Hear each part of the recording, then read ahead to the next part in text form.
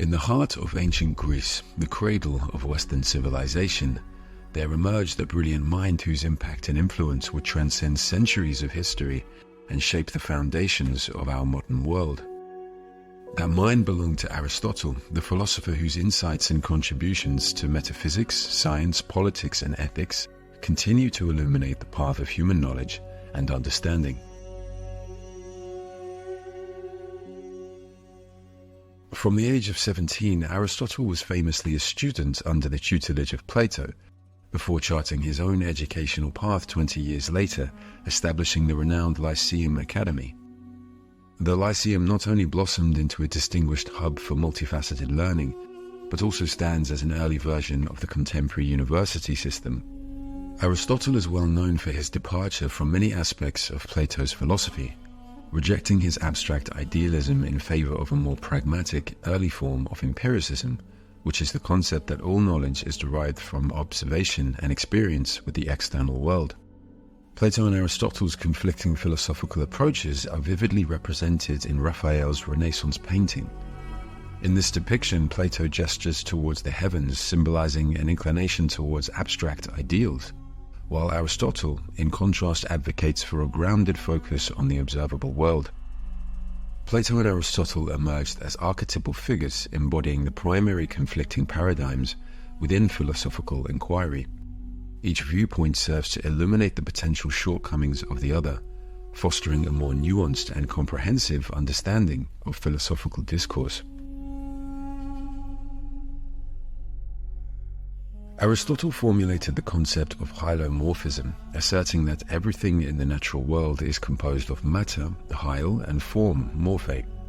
This early iteration of dualism posits that matter serves as the foundational substance of all physical entities, while form is the structure and characteristics that give an object its identity. This hylomorphic framework, initially applied to inanimate objects, was later extended by Aristotle to encompass all living things. Employing the renowned figure of Socrates as an illustrative example, Aristotle contended that the physical matter constituting Socrates' body undergoes constant change, yet despite these material transformations, Socrates retains his identity throughout his life. Aristotle concluded that Socrates cannot be merely the physical matter comprising his body, but rather Socrates is defined by the unique structure or form assumed by that matter. Modern scientific advancements, particularly in physics and biology, have since provided alternative explanations for the nature of reality. Nevertheless, Aristotle's theory of hylomorphism paved the way for future theories and discussions to develop these areas of human knowledge. The unmoved mover stands as a pivotal concept in Aristotle's metaphysical philosophy, providing a profound explanation for the nature and causality of the universe. Building upon the premise of his predecessors that perpetual change characterizes everything in the natural world, Aristotle posited the necessity for an ultimate cause that initiates all motion without undergoing any change itself. Central to Aristotle's concept was the belief that the unmoved mover exists beyond the confines of the physical world. Aristotle's unmoved mover theory marked a departure from earlier Greek material and naturalistic views of the universe, yet its impact resonated far beyond his time. His concept not only influenced subsequent Christian perspectives on the causality of the universe, but also exhibited intriguing parallels with monotheistic notions of God.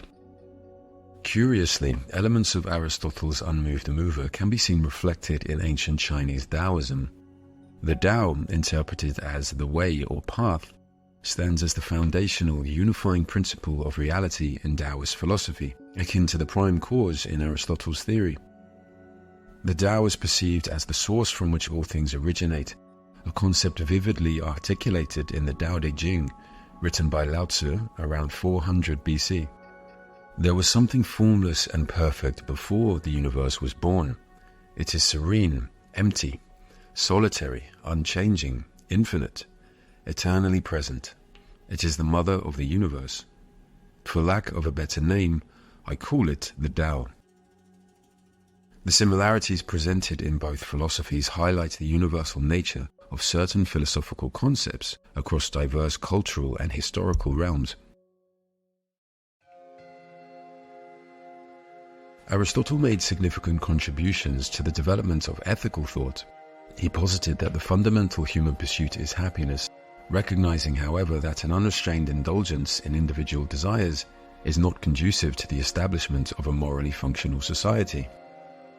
In addressing this challenge, Aristotle introduced the concept of the golden mean, a guiding principle advocating a balanced resolution between two contrasting extremes in our actions and behavior.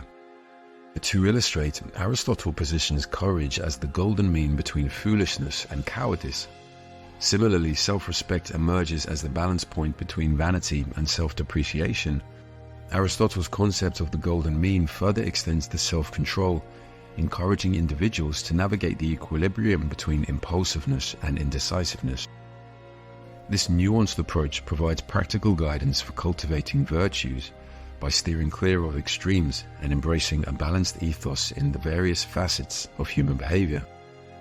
If one's sole motivation for action revolves around fulfilling personal desires, the pursuit of satisfaction can easily evolve into the primary purpose of their existence. At the extreme end of this perspective lies a pathological inclination to prioritize the gratification of one's desires above all else, even at the expense of disregarding the wishes and feelings of others. In our contemporary world, numerous amenities and systems have been established to efficiently cater to individual desires. Some argue that these modern conveniences may have assumed the role once held by spiritual fulfillment, particularly in the wake of declining religious practices.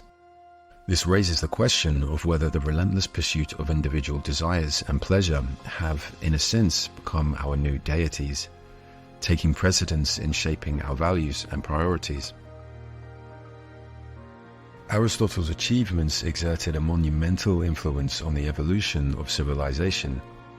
The enduring legacy of Aristotle's intellectual contributions permeates diverse fields, shaping the very fabric of contemporary thought and our understanding of society.